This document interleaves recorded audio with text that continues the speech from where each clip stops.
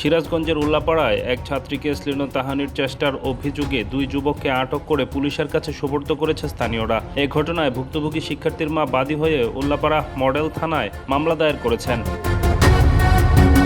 রোববার সকালে উপজেলার বিনায়কপুর উচ্চ বিদ্যালয়ের নবম শ্রেণীর শিক্ষার্থী স্কুলে আসার সময় স্থানীয় বাংলা ইউনিয়নের শিমলা মোড় দহ গ্রামের উসমান গনির ছেলে অটো চালক মনিরুল ইসলাম ও একই গ্রামের আক্তর হোসেনের ছেলে রাশেদ তাকে উত্ত্যক্ত করে। এক পর্যায়ে তারা ছাত্রীটিকে শ্লীলতাহানির চেষ্টা করে বলে অভিযোগ উঠেছে।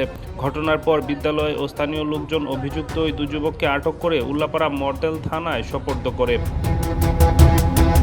উল্লাপাড়া মডেল থানার তদন্ত ওসি রূপকার জানিয়েছেন, শ্লীলতাহানির ঘটনায় ভুক্তভোগী শিক্ষার্থীর মা বাদী হয়ে থানায় মামলা করেছেন। অভিযুক্তদের বিরুদ্ধে আইনগত ব্যবস্থা প্রক্রিয়াধীন।